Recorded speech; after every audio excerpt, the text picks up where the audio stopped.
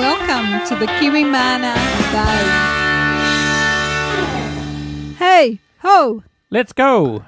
Welcome everyone to our 50th episode of our Beekeeping podcast. We are Kiwi Mana and we are coming to you from Kiwi Mana HQ, and we are beekeepers in the hills of West Auckland in New Zealand, and it's a cold winter's night here, rain falling and a bit of a chill, and we've just had a few days of storms, but we've come through it all right so far.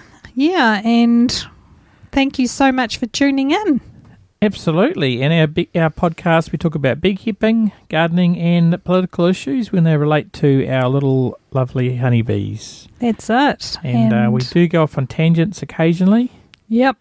But we try and be focus on the questions and the show Yes, notes. we try very hard And on a regular basis. It's true. And this week, we are talking about bee-friendly plants, new scientific findings, and new honey testers for New Zealand commercial beekeepers. Yeah, interesting. Yeah. So, moving along, what's happening at Kiwi Mana? Well, in May last year, last month, I should say, May 2014, we had 10,000 downloads. We were only 8 shy from 10,000. So Awesome. this month's mission, everyone has to find 8 people to download our podcast and listen to it. Yeah, that's it. Or even if you find one person, if 8 of you do it, well, next month we'll get 10,000 hopefully. That'll be so awesome, and thank you all for listening to us, and we hope that it's of some value to you, what Yep. we're doing around here. Yeah, thanks very much for listening. It's really fantastic, guys, and we've had so much feedback, and we'll get to that later in the show. And our podcast application for the Android has been released on Amazon, so that's a way to just have an application that just has our podcast on there. So, you know, if you're one of these people that doesn't listen to a whole lot of different podcasts and just listen to our podcast, this is a great little application for just doing that. And there's a link in the show notes about that. Okay, so what do you use it on? You can use it on any Android device, like a mobile phone or a tablet, anything like that. So you can listen to it any time, basically. Yeah, you can actually download our podcasts when you're at home on your Wi-Fi. You can download them all, Okay. and then you can take it in your car or take it on the train and listen to the podcasts. Sounds very handy. It is handy. I like it. Okay, well, But I'm addicted to podcasts, so I subscribe to over I can vouch 100. for that, folks. He definitely is addicted to podcasts. But this is just for the Kiwi Mana podcast, and yeah, we're trying to make it easy for you guys to utilise our podcast. Okay, so after the last month, a lot's happened, hasn't it? A lot's happened. We've basically the hives are mainly closed down for winter. We've had a lot of issues with robbing over the last probably 8 weeks more than anything. We've lost some hives through robbing and wasp infestations. This year's been plague proportions. We've probably talked about that several times, but it really is relevant for us at the moment, and it's devastating, and yeah, my heart breaks that we may lose some more hives despite our efforts. So we just have to wait and see what happens. This whole bee season has been quite a strange one, where at one moment we were thinking we weren't going to get enough honey production. Next thing you know, there's more honey available, but it's come later on in the season, so it's been really interesting. We've had swarms which have had lots of virgin queens in them, which I haven't seen this much virgin queens in swarms. Like we've housed a swarm after catching it, and then it swarmed again with another queen, and then we've inspected the hive they came from. They had a queen. So, but some of those swarming queens didn't survive. So I don't know what's going on. Yeah, it's been really strange, isn't it? Yeah. Even in terms of the weather, it's really affected. We've had drought conditions. Just 6 weeks ago, we were suffering from droughts, and we ran out of water here because we're on tank water. And next thing you know, it's just pouring with rain, and we've had floods down down the line and up north. So we've had some pretty challenging weather conditions this year. So yeah, we had a storm the other night and a tree fell down, didn't it? Yeah, it was a tree I noticed looked like it was dead, but actually it's still alive, but it just split down the middle and fell over in the high winds. Yeah. And a bit of damage to our coverings on our deck area. So, yeah, but all in all, I think we got off pretty lightly. Yep, absolutely. And this kind of weather is fantastic for what? For the bees staying at home. I know, but for the beekeepers to stay at home and join our Google Hangout. Yeah. Because this Sunday we're having a Google Hangout. This is probably going to be a bit late for this show. But if you go to kiwimana.co.nz/hangouts or look in the show notes, and we're going to have one this Sunday. So, and Google Hangouts are like a conference call, but we have beekeepers from all over the world just talking about, what are they talking about, Margaret? Beekeeping issues. Yeah, absolutely. Anything to do with the way you keep bees and how to keep bees, and any advice and support, and also, anything that impacts the bees. Could be environmental issues, it could be their neighbours, just lots of different things like that. Yep, absolutely. So that's a new thing we're going to trial for a month or so and see if there's anyone wants to join us. Yeah, just drop us an email at info@kiwimana.co.nz if you want to find out some more about it. And if there is enough interest out there, we'll post some dates for ones that are up and coming. Absolutely. Yep. And so the first one will be this Sunday, so we'll see how it goes. And I think it actually records it on the YouTube, so we can actually, people can look at that later as well. But it's much more fun being live. I think so, and you can respond in a very open manner and hear people's honest views. Absolutely. Yeah. And so winter in New Zealand is here, and that indicates the season's ending, and that indicates that most beekeepers slow down now and start working in their workshops and getting ready for spring, don't they? Yeah, it also means, particularly for this season, because it has been such a very challenging bee season here in New Zealand, and I'm sure that when you guys get to your summer over in other countries, you're going to have the same issues coming up that we have. I think there must be a trend in the world that the bees are going through this definite challenging time.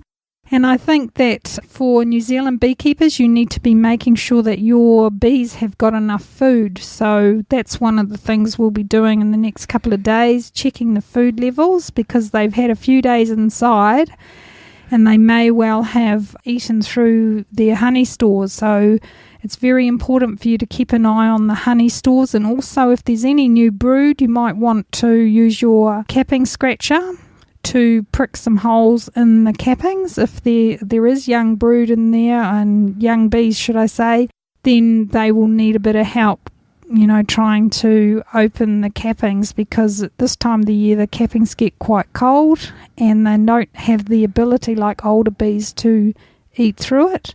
So that's the other thing, and making sure that the hives are kept dry. So if you've got a solid bottom board, make sure that your hive is not trapping any rain. Yeah. Because that's quite an issue here in West Auckland. We have a lot of rain, so you might need to make sure that the hive is leaning, the back is up a little bit higher so that the water doesn't go into the hive, because that creates dampness and you just don't want that in a hive.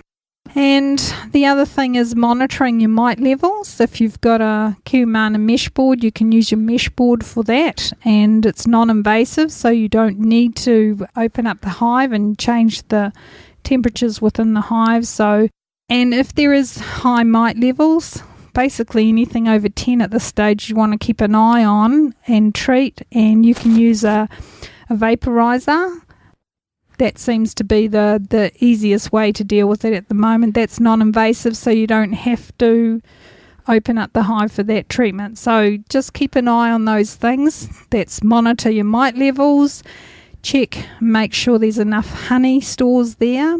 Yeah. And also, if you need to treat you can still do that in winter. Absolutely. Another thing I'd add to that is if you're in a windy area, maybe add like a brick or a rock to the top of your hive so the roof doesn't blow off, which can happen. Yep, yeah, anything to do with the pressures of this weather. Make sure that the hive is protected, basically, and all of our hives are up on stands so the rain doesn't bother them too much. But the entrance should be reduced over this period of time because the cluster is a lot smaller. Yeah. And generally the entrance reducer should be with the opening right in the middle and maybe just 1 or 2 bee spaces at this time. So that's about 20 mils wide. Yeah, 8 for each bee, so I guess it's about 16. Yeah. Yep. And that means that the guard bees that are there will be able to manage that space a lot easier than, say 4 inches or something like that, or 5 centimetres or whatever.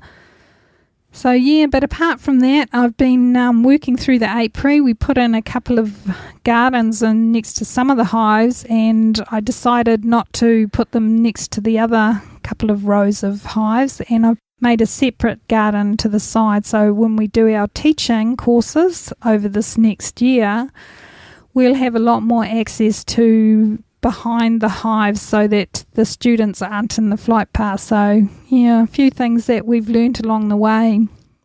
Yes, absolutely. So it's been a year of learning, isn't it, for us? And we've discovered that we have a lot of beehives and we probably need to reduce the amount of beehives we have next year. Yeah, I think that's true, and we've been working through this year because I was made redundant from my job, and I'd sort of leaped into the beekeeping side of things with boots and all, and it's been a huge learning curve, and there have been some pretty tough times. We put out a few blogs about how daunting it's been, but we've had lots of support from our followers and our audience and our customers, and what an awesome lot you are, and supporting us through buying beekeeping supplies from us, and the absolute enjoyment of doing the beekeeping course and such a wonderful response to the learning, and it helped me learn a lot too. But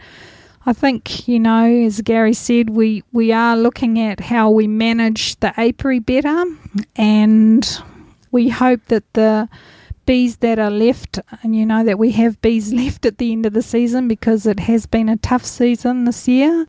And we really have to work from re-look at our plans for this coming season. So that's what we'll be doing.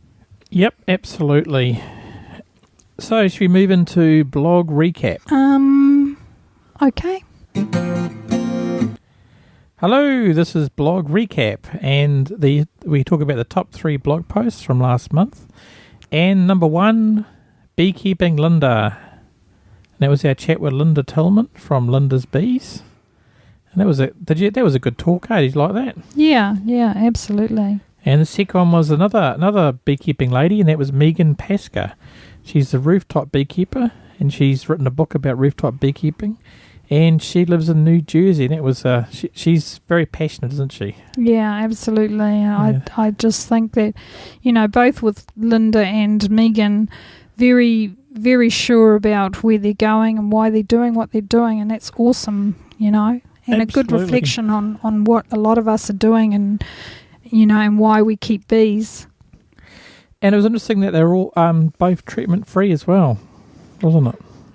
It scares me, to be honest. It scares me to be treatment free. I mean, I've looked at the hives. We had that infested hive, and through the drones, removing all the drones, that hive is still functioning and is still going. So I couldn't have imagined that if we hadn't treated that, it wouldn't have survived. I just, I'm just too scared to risk it from it. Well, do you know what I mean? Yeah, I mean, you will. If you go treatment free, you will be losing bees. It's no doubt about it. Yeah, I think so, and I'm not really that brave. We've got the wasps, and we can't treat for wasps, but we can try methods like Gary created a entrance reducer that is a wasp guard, and it's been very successful. So over time we've developed products that we use in line with the threats that we are, that we come across through our beekeeping experiences. So I could not imagine us being treatment free. Okay, well that's something to think about later. And the third popular one was how to move a beehive. That was quite a good post, if I say so myself. Of course you do. Well, that was how we move beehives. We get a lot of questions about that, about when people buy beehives, they go, how do I move it? And this article can tell you how to do it.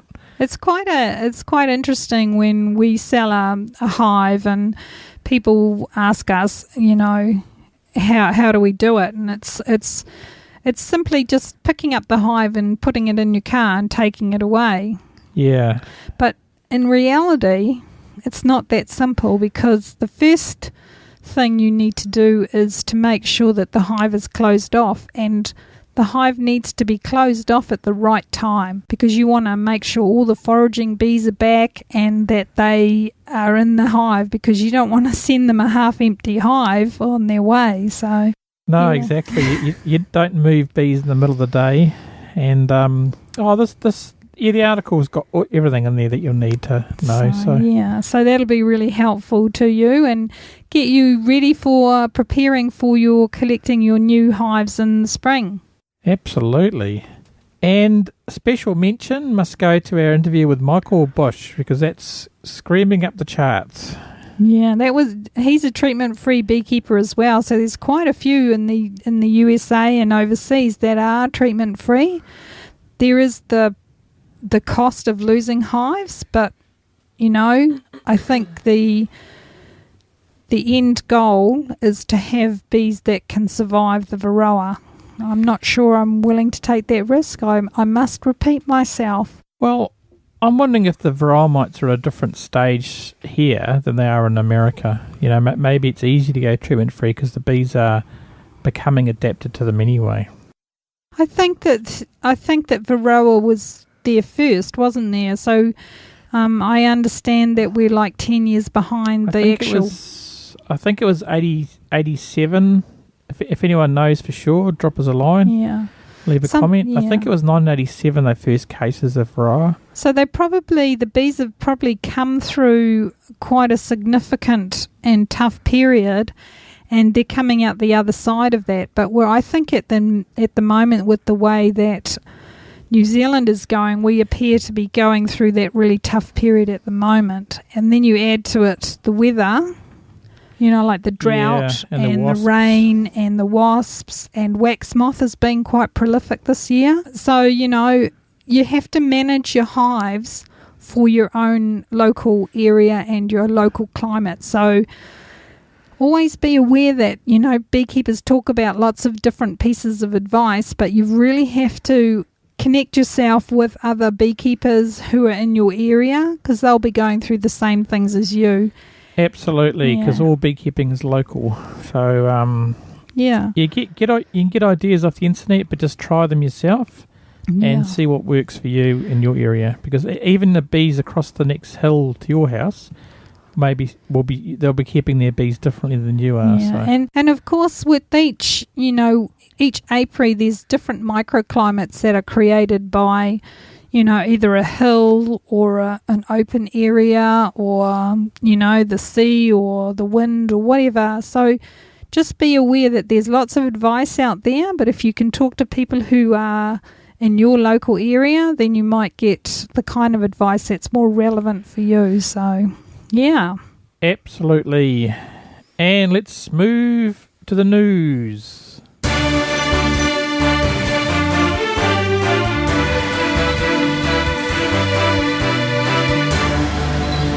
Welcome to the Kiwi Mana News. Yes, welcome, Gary. So what's new in the news? Right, first up, this article is from The Guardian. It's called How Do I Become a Beekeeper? And I kind of think the title was a bit misleading.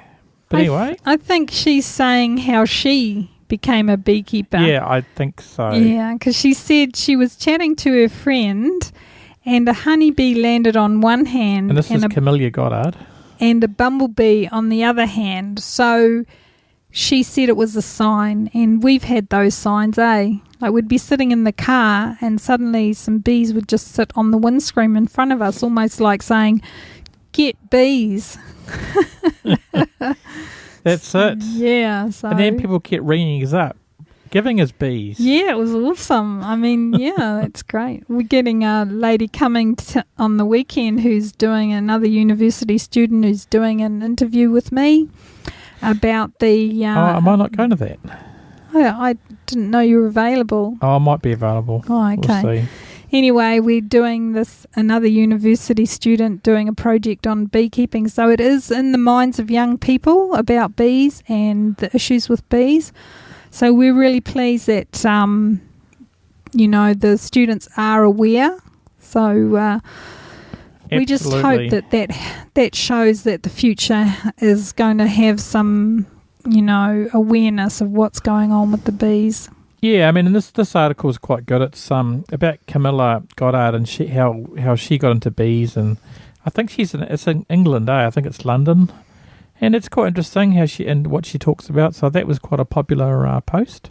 It's a very simplistic post, and she's got a few bits of information about perhaps the ignorance of some people when they find bees on their property. So, yeah. Oh, yeah, that was shocking, that one that they'd sprayed it with bleach. Yeah. God's sake.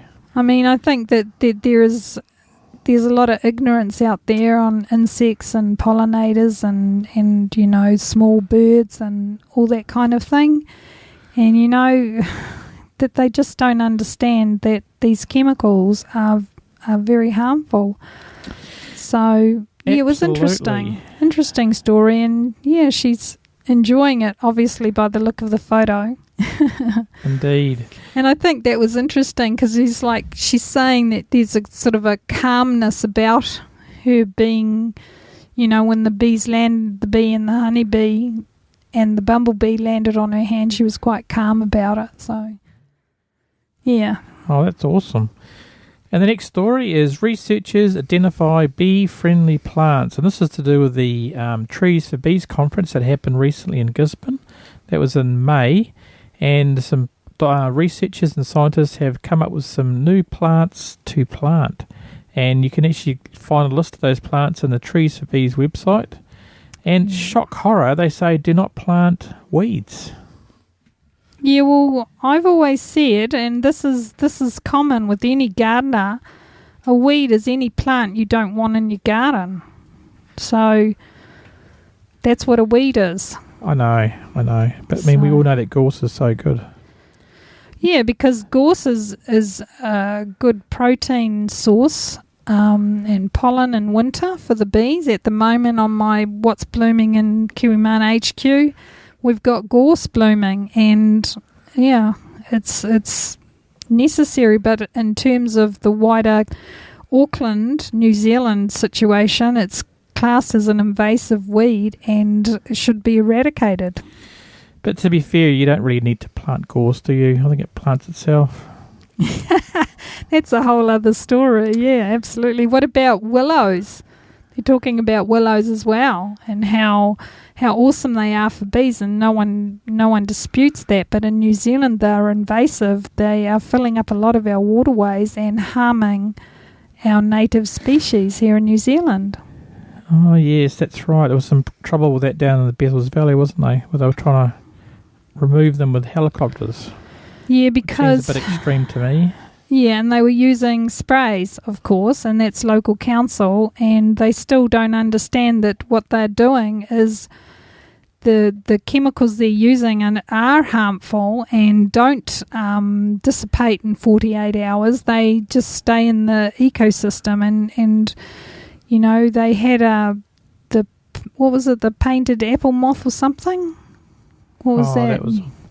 That was a few years ago, and we used to have beautiful coloured butterflies that were in the Waitakere Ranges, and unfortunately we don't see them anymore. And I saw one last season, at the beginning of the season, and I haven't seen any for years, and that's what those harmless chemicals do, counsel. So don't believe a word of it. Kiwi Mana wishes to say that is the view of Margaret, not Kiwi Mana. We are Kiwi Mana. I know. But that's my opinion based on the research and the information that I have sourced. Awesome. Well, speaking of information sourced, new findings explain why bees are disappearing. Is it me, or do we get these articles every couple of weeks? It seems that we do. But this one, they're saying that it's caused by a combination of neonicotinoids and fungicides.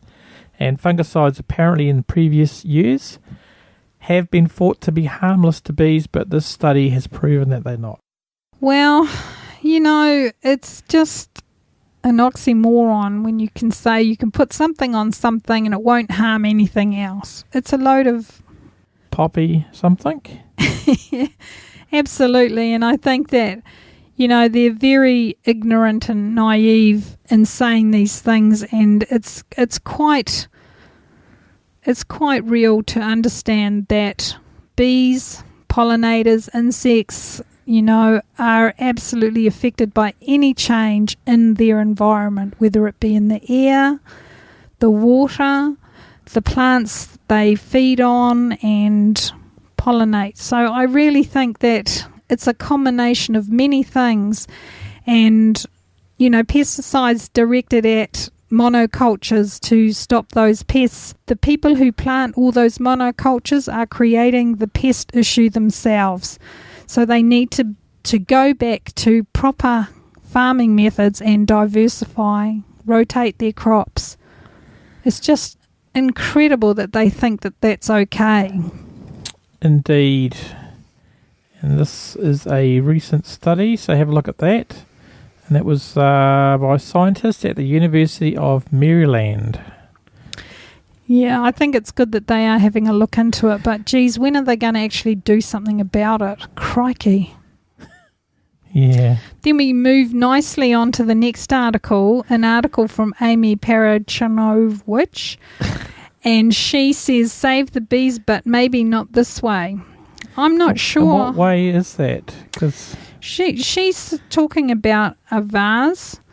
They're a company that does surveys on the internet. Like change.org or those sort of places where you go along there and you sign it's basically like an online petition. I think the interesting thing about this is that she's saying that Vaz is saying that scientists are doing, that it's big pharmaceutical companies that are doing the research. And I think that there is some merit to what she's saying, because I don't think there's a merit to what she's saying, because a lot of scientific studies are actually funded by a lot of these big pharmaceutical companies. And unfortunately, with that, they're getting paid a certain amount of money, and it creates a bias, in my view. And the Avaz is saying that the research can be done in a non-biased way. So, by them, because by them, because their own scientists. Yeah, they're going to do it themselves without that bias or prejudice. Yeah, and she's disputing that. That scientists all over the world are doing bee studies and they're not. They're not biased. Yeah, I'm not sure. What do you think about this one? Well, I know that Bayer are throwing a lot of money around at the moment to try and prove that pesticides aren't causing all these bee deaths. So I'm guessing they have got a lot of money to spend on research. Does that determine the outcome of it by a scientist? I don't know. We'd have to ask some scientists, wouldn't we? Yeah, I think we'd like to think that it doesn't, but unfortunately, the research information that we've read, and I think you'll agree, Gary, is that a lot of it, when you talk to a scientist who's been paid by Monsanto, the views seem to come in line with what the outcome of what Monsanto want. Then you've got a scientist from Bayer who's saying, oh, well, you know, this is in line with da-da-da, and this doesn't affect da-da-da, and it seems to be awfully in line with what the company is actually wanting to achieve.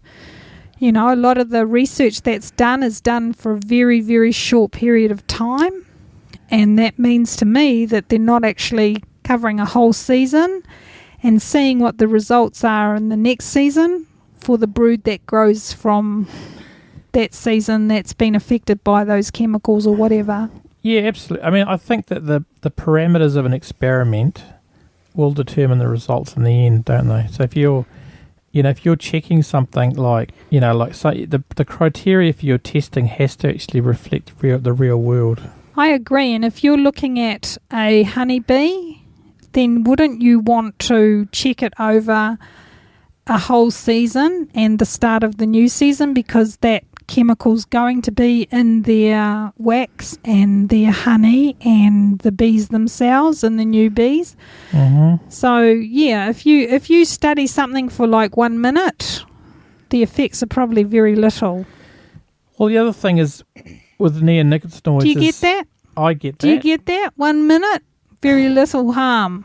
Yeah, I know.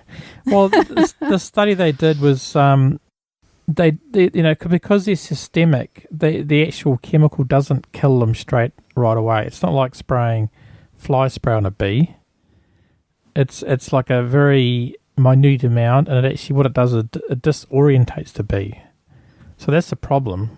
Their study, I don't think their parameters of their experiment were good enough for the actual testing. So yeah, I agree, and I think that this article, I'm not so sure. She says she does research in a bee lab, and anyway, read it and let us know what you think about it.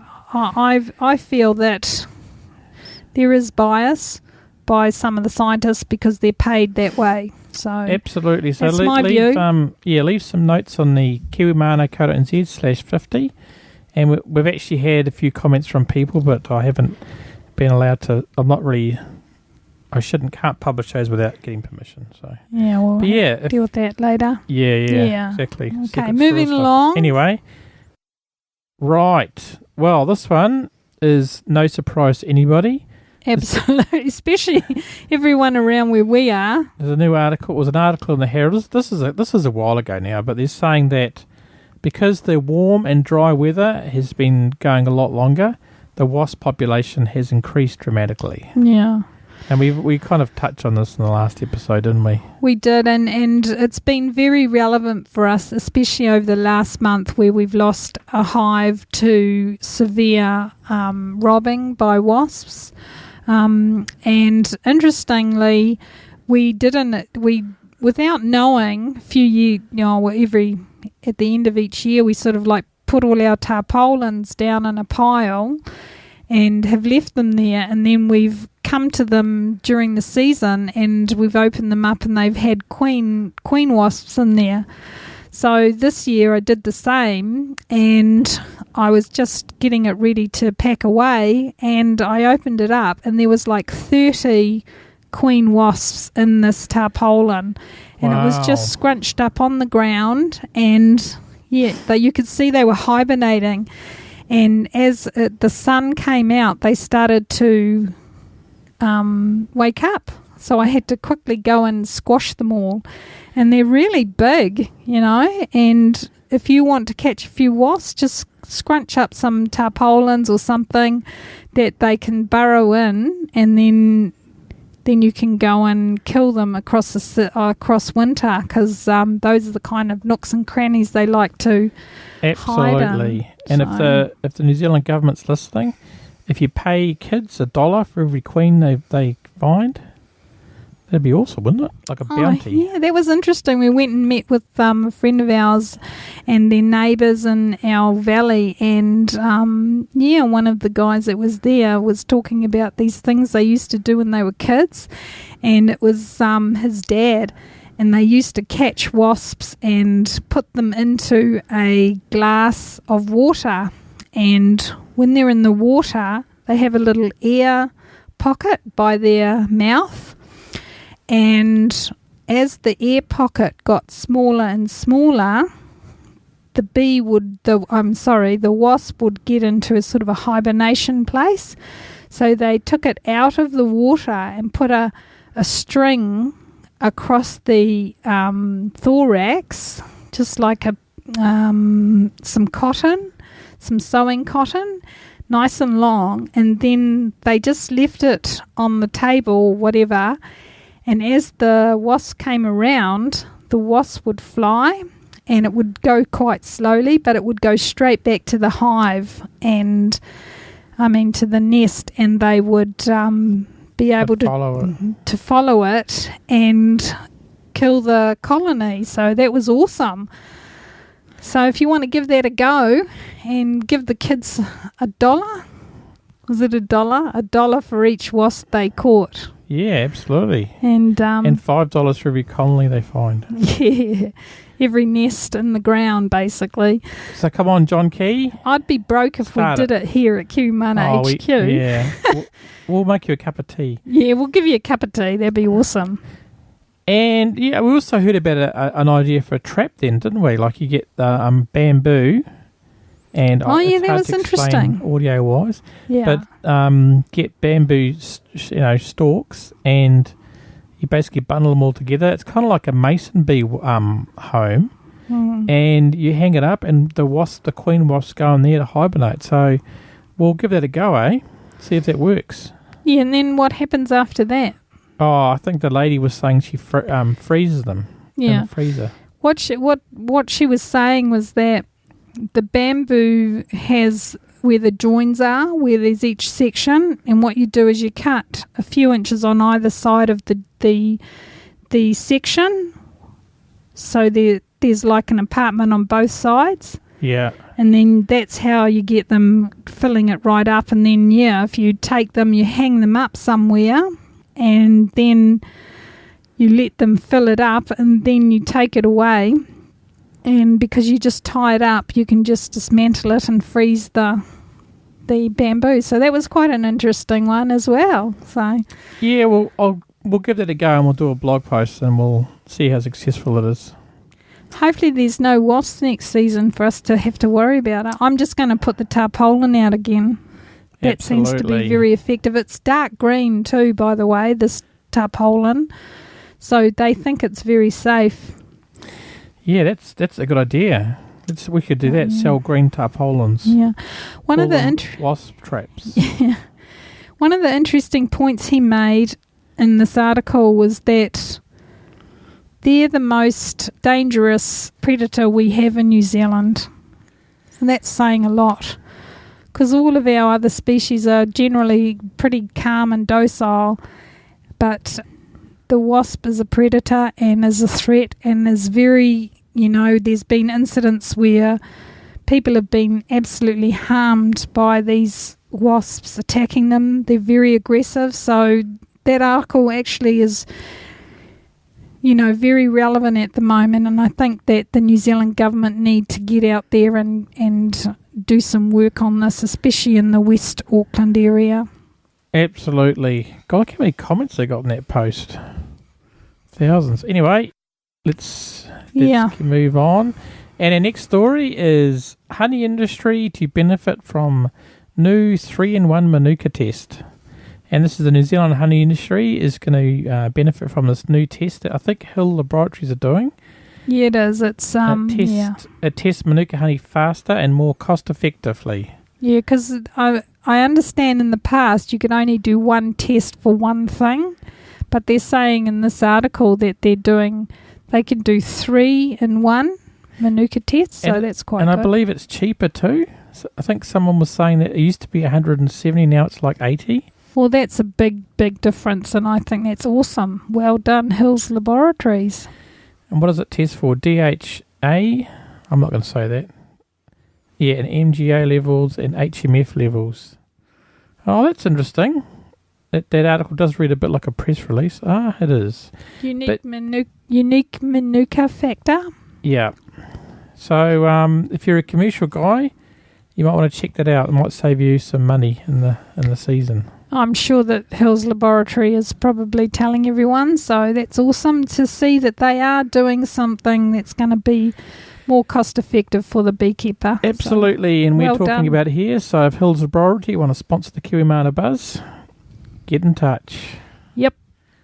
Just kidding. Okay, and now... Not kidding at all. Oh, okay. Let's move on to questions from you.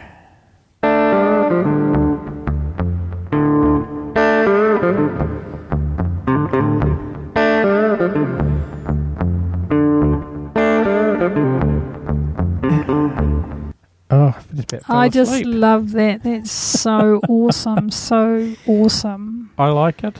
I feel very chilled now. Now I'm chilled. What questions do we have from our audience? Now I'm so chilled. Okay. Do beehives keep wasps away? Asked Raymond from Virginia in America. Do beehives keep wasps away? No. I would say they attract wasps. I say when wasps are as prevalent as they are at the moment, that they would be looking out to find any protein source, and if there happens to be beehives around, then that's where they'll go. Absolutely. And so my view on that is no. No. And I'm actually working on some different baits for wasp traps, and I think the most effective one I've found so far is a beehive. Absolutely. I've tried apple juice, I've tried chicken liver. What else have we tried? Chicken mince. Yeah, we've tried dog food. We've tried... You did that raspberry jam and beer one. That was actually quite effective. That was about the most effective. But I think one of the things is when you're trying to eliminate a pest or a threat, you have to understand your enemy. And with a wasp, different times of the year, they're looking for different things. So if you understand what's going on in that season and what time of the season it is for the wasp, then you have more chance of being able to face that threat. It's like we're capturing queens at the moment through the tarpaulin method, and that is just something we've learnt by accident, basically. Yeah. But if we can kill all those queens, I mean, we've just prevented 30 wasp nests from being able to be produced. So, I mean, you really want the powers that be to have a look at that. It's a very simple method. They just need to do that and put them on the ground, and how easy is that? And I think it's very cheap because they've got ranges that are going through the park areas and everything like that. So, it is possible, but you've got to understand your enemy, really. Absolutely. And the next one I think is a typo, but I'll read it anyway because it's funny. How to deal with wasp in your honeybees? That sounds rather rude, and I know they are of the same apis. How does a wasp get in the honeybee? Anyway, I think they mean wasps in your honeybees, and that's that's from Kat in Wellington. And the next question is from Elliot in Canada. What to do when a beehive is overrun with wasps? Basically, and we have got several articles about this, haven't we? Yeah. And I would say that reduce the entrance. What would you say? What else can you do? They're both the same, really. Once the wasp is in your hive, you are screwed. You really want to get them before they get into the hive. And then you move on to the next questions about robbing screens. Yes, they do work. So the whole idea of reducing down the entrance is because when the cluster becomes a lot smaller, they're only going to be guarding. They'll be guarding a lot less because the population's declined so much. So the very first thing is that once you've done taken all your honey off, you've got your honey stores in place, and you're closing down the hive for winter, is you want to reduce the entrance right down. Absolutely. And the other thing to think about, guys or girls, is that when you've got a beehive and it's in two boxes, and you'll find in the middle of winter that the bottom box will be totally empty and the bees will have moved to the top. And that's the time to actually either remove that bottom box or turn them around, because what you'll find is the bottom is undefended, so the entrance will be there. You'll find wasps go in there quite happily, and they'll attack the bees. Yeah, and we did. That's been a mistake that we have done in the past, and even at the moment, we do have some hives that have got more than one box. So you really have to, when you're wintering down, is bring all the brood down. Make sure they've got honey on that bottom level as well. Yeah, and. Yeah, if those honey stores all upstairs are all full, then they're less likely to go up. Do you think that might be the case? I think what'll happen is they'll finish the bottom and they'll move up to the top. Yeah, they'll feed up. So you either have to go in there and keep moving the honey down to keep it near the brood, or you just reduce to one box and just add the honey through the winter period. Absolutely, I think the trick is to make sure the bees have only got enough room for their cluster in winters. Yeah. And then when spring comes along, that's when you have to quickly start adding boxes. Otherwise, they will swarm.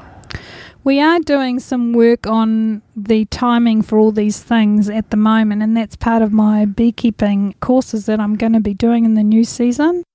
The other thing is that we have a Kiwimana mesh board that we have designed, which has an inspection board which you can access from the back of the hive. And what that enables you to do is to put it in and see whether there's robbing going on. Because often the waste that relates to a robbing situation, you can't see it because the hive might be a solid bottom board. And how often do you actually go and check your bottom board and check if there's any robbing going on? But the Kiwimana mesh board is the mesh that allows all the wax pieces to fall, and you can see where the hive is getting attacked from, and if there is any hive.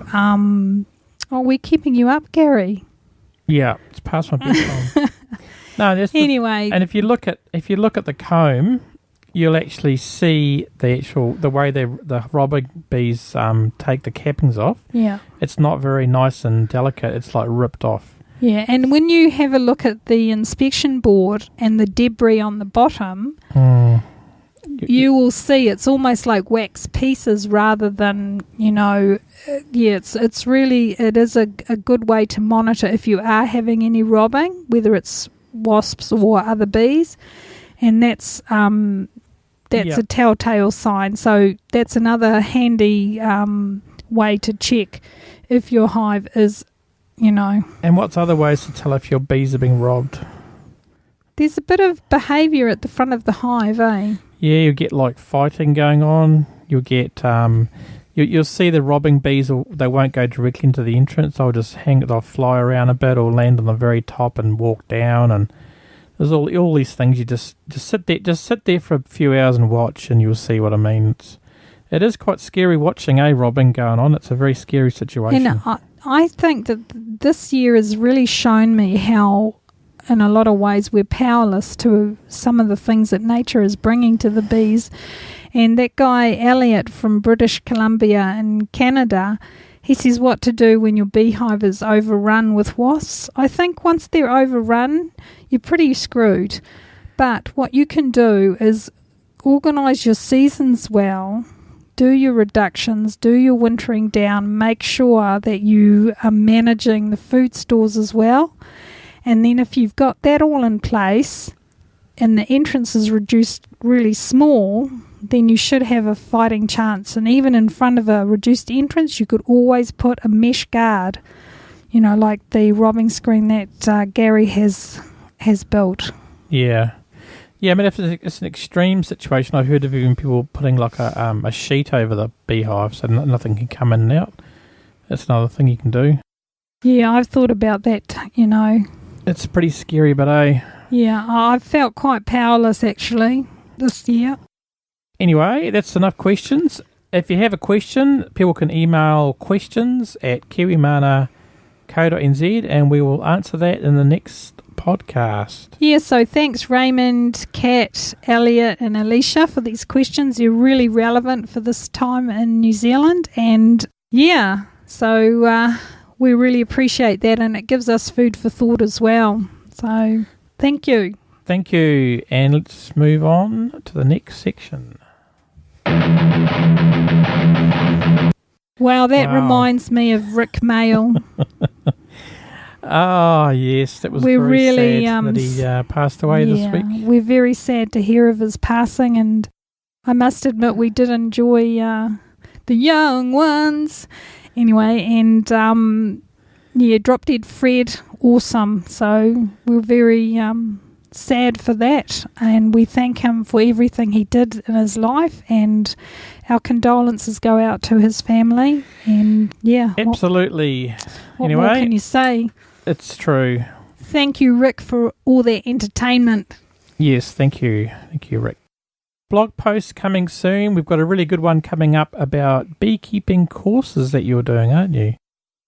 Yeah, we're looking at a register of interest for some beekeeping courses over the next season, and how we're going to put that together. And we're looking at other things as well for going forward, but we'll keep them under the hat at the moment because we're still not sure how we're going to proceed. Okay, well, that'll be coming out in due course. And we have another article coming out called New Zealand Podcasts, which is a listing of all the podcasts I could find from New Zealand. And there's a few interesting ones there. Some about beekeeping or beekeeping related stuff, and some other stuff that may be interesting as well. That's coming out soon. And now we want to go to... Oh, hang on. What? I did a little blog about what's blooming in KM050 HQ. That's been published. That was a really interesting one. You might want to go back and have a look at that. It's very simple. It's true. That came out tonight. Yeah, so you might enjoy that. We're recording this on the 12th of June. It's already out. And yeah. So it's good for them to go and have a look and see what's happening in New Zealand. Absolutely. And some great photos there of some nice roses. Which have been absolutely devastated in the storm just the other night. So those pictures are not what they look like today, I'm afraid. Okay, well let's move on to feedback from you guys.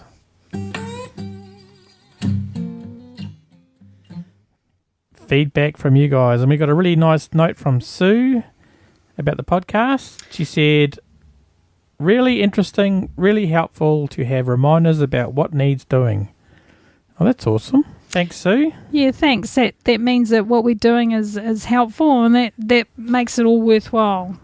And iTunes reviews. Thanks, guys, for leaving iTunes reviews. And we've got an iTunes review here from Japan.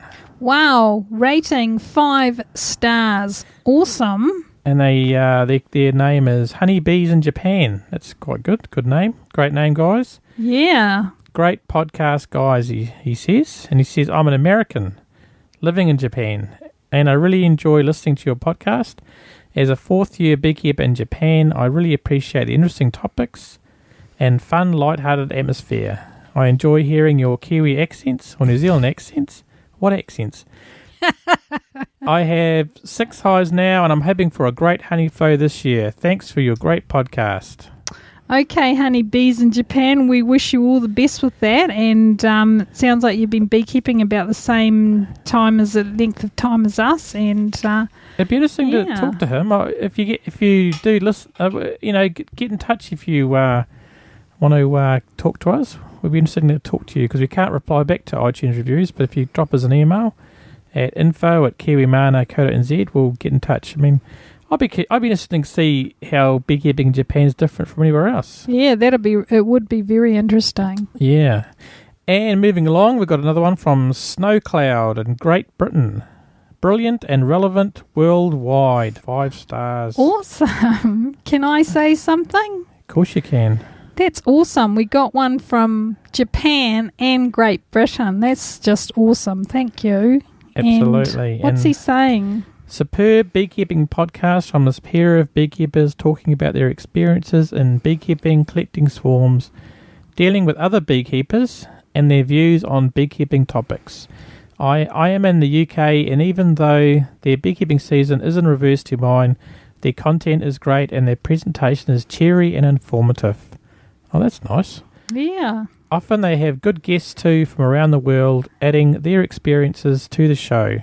Really worth a listen. Wow, that's great. And I think that, just talking to other local beekeepers who listen to the podcast is that there's so much information out there, and we really love to bring it to you as best we can. So if you know anyone or any person that is, got some good experiences in beekeeping or has some ideas that you think are of merit, or you have your own ideas, we'd love to talk to you. So, yeah, get in touch. Absolutely, because this is actually the end of the beekeeping season, and the podcast is going to have a break for a few weeks. So, yeah, if you've got any people that you would love to hear from, just get in touch and we'll see if we can get hold of them and see if they can come on the show. So, yeah. Thanks, Snowcloud. That's awesome. Thank you. Yeah, thank you. And another one is from Stitcher Radio. That's just like a app for the Android and the iPods and stuff like that. Okay. So, and if you can have reviews on Stitcher now. It's great. A new thing. Yeah. And so if you're on Stitcher, please leave a review. But we've got one from Mark, and he's in West Virginia, and he says, phenomenal podcast about the important... West Virginia University, no less. That's right. Phenomenal podcast about the important topic of bees, presented with engaging conversations and great tips for beginners. Highly recommended for the serious or hobbyist or interested beekeeper. Oh, that's great, Mark. Thank you for that. It's we appreciate that. Yeah, thanks, Mark. And from judging by your Twitter photo, you look like you're in the army. So thanks for your service and thanks for helping the Americans out. That's awesome. Yeah. And if you want to leave a review, you can go to kiwimano.co.nz/iTunes, or on Stitcher Radio. You have to. I'm not sure how you do it there. Probably click review or something. Okay. Thanks for that detailed explanation. If you don't know how to, drop me a line and I will work it out for you. Gary will let you know. And our contact details are, our website is kiwimano.co.nz. .co.nz. And you can email us at info@kiwimano.co.nz. .co.nz. Yeah, thank you. Thank you. That's all right. And you can always newsletter. You can subscribe to a newsletter too. Yeah, our weekly newsletter, which is weekly. Yeah, weekly, and it's free to subscribe to, and that just gives you a contact with us on what we're doing and just information about what's happening at the Kiwimana HQ or anything that we're up to, basically. Yep, absolutely, and you'll hear from there about Google Hangouts that we're doing, because it's more immediate because it's every week, so we can put these breaking things. But I have a mission for you guys over our hiatus. Are you talking about our little gap? Our little gap in the bee season. Yep. Yeah. I have a mission for everyone listening. I don't think that just because we're having a break that we're not going to be doing anything, because we've got beginner kits to build up. We've got a new supplier for our hiveware, wooden hiveware boxes. I don't mean you and me. I mean all the people out there listening. I know, but they need to know that we are not doing anything. We are still busy, but just quietly in the background. Yeah, quietly in the background building because we have to build our gear, and that's what everyone should be doing. Building their gear, cleaning their old gear, and getting everything ready for the new season. No, they should be doing this mission I'm going to get them to do. Oh, okay. Sorry. This is the mission. Are you prepared? This information probably will self-destruct. Mission Impossible. Should you decide to... What is it? Okay, I'll just... What it is if you can find out one beekeeping friend and just tell them about our podcast. Ah, that's easy peasy. It would be awesome if you could do that. Easy peasy lemon squeezy. And we would... love it if you could do that, and we would appreciate it. And thanks everyone for listening. And now we're going to sign off. Have you got anything else to say, Margaret? I just want to say thank you. And our 50th podcast is pretty historical for us. We've been doing this for 2 years, and you guys make it all worthwhile. And our customers and our listeners and everybody, thank you so much. You're awesome. and keep all the stuff coming in, because that keeps us on our toes. So, absolutely, and thanks to our bees for putting up with us. So thanks everyone for listening, and I really appreciate it. And 50 episodes, it's impressive. And we hope that you guys who are coming into summer now have just an awesome summer, and let us know how it's going. Absolutely. So we'll see you guys in probably about 4 weeks. We'll have another podcast for you. Okay, cheers guys. See ya.